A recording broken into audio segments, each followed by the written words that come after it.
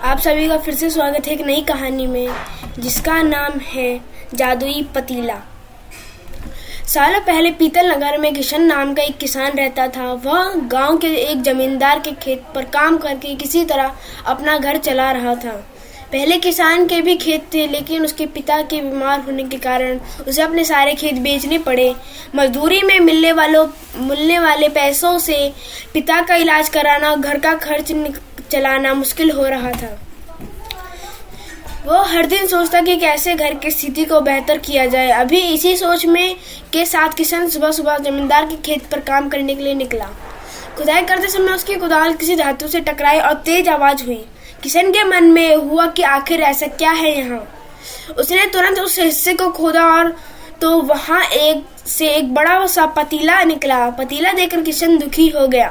किशन के मन में हुआ, ये जेवरात होते तो मेरे घर की हालत थोड़ी सुधर जाती। फिर किशन ने सोचा, चलो अब खाना ही खा लेता हूँ। किशन ने खाना खाने के लिए अपने हाथ की कुदाल उस पतीले में फेंक दी और हाथ मुंह धोकर खाना खाने लगा। खाना खत्म करने के बाद किशन अपनी कुदाल उठाने के लिए उस पतीले के पास पहुंचा। वहां पहुंचते ही किशन हैरान रह गया। उस पतीले के अंदर एक नहीं बल्कि बहुत सारे कुदाल थे। उसे कुछ समझ नहीं आया, तभी उसने अपने पास रखी एक टोकरी को भी उस पतीले में फेंक दिया।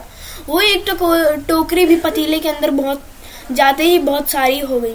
ये सब देखकर किशन खुश हो गया और उस जादुई पतीले को अपने साथ लेकर घर चला गया।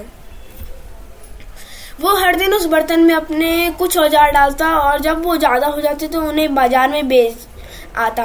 ऐसा करते करते किशन के घर की हालत सुधरने लगी। उसने इस तरह से बहुत पैसा कमाया और अपने पिता का इलाज भी करवा लिया। एक दिन किशन ने कुछ गहने खरीदे और उन्हें भी पतीले में डाल दिया। वो गहने भी बहुत सारे बन गए। इस तरह धीरे धीरे किशन अमीर होने लगा और उसने जमींदार के यहाँ मजदूरी करना भी छोड़ दिया।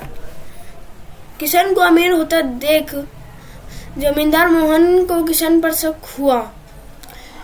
वो सीधे किशन के घर पहुंचा। वहां जाकर उसे जादुई पतीले के बारे में पता चला। उसने किशन से पूछा, तुमने यह पतीला कब और किसके घर से चुराया?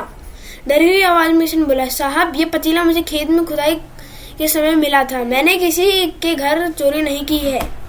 खेत में खुदाई की बात सुनते ही जमींदार ने कहा, यह पतीला जब मेरे खेत से मिला है तो ये मेरा हुआ। किशन ने जादुई पतीला ना लेकर जाने की बहुत मिन्नत की, लेकिन जमींदार मोहन ने उसकी एक नहीं सुनी। वो जबरदस्ती अपने साथ वो जादुई पतीला लेकर चला गया। जमींदार ने भी किशन की ही तरह उसमें सामान डालकर उसे बढ़ाना शुरू कर दिया। एक दिन जमींदार ने अपने घर में मौजूद सारे गहने एक एक करके उस पतीले में डाल दिया और रातों रात बहुत अमीर हो गया।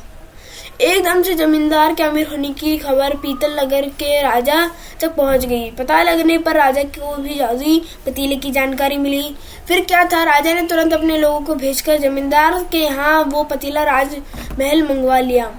राजमहल में उस जादुई पतीले के पहुंचते ही राजा ने अपने आसपास मौजूद सामान को उसमें डालना शुरू किया। सामान को बढ़ता देखकर राजा दंग रह गया। होते होते आखिर में राजा खुद उस पतीले के अंदर चला गया। देखते ही देखते उस पतीले से बहुत सारे राजा निकल आए। पतीले से निकला हर राजा बोलता, मैं पीतल नगर का असली राजा हूँ। तुम्हें तो इस जादुई पतीले ने बनाया है। ऐसा होते होते सारे राजा आपस में लड़ने लगे और लड़कर मर गए। लड़ाई के दौरान वो जादुई पतीला भी टूट गया। जादुई पतीले के कारण राजमहल में हुई इस भयानक लड़ाई के बारे में सबको पता चला। इस बात की जानकारी मिलते ही मजदूर किसान और जमींदार मोहन ने सोचा, अच्छा हुआ कि हमने उस जादुई पतीले का इस्तेमाल सही से किया। उस राजा ने तो अपनी मूर्खता के कारण अपनी जान ही खो दी। अगर आपको ये कहानी अच्छी लगी तो लाइक शेयर सब्सक्राइब जरूर करें। मैं आपको मिलता हूँ अगले वीडियो में। धन्यवाद।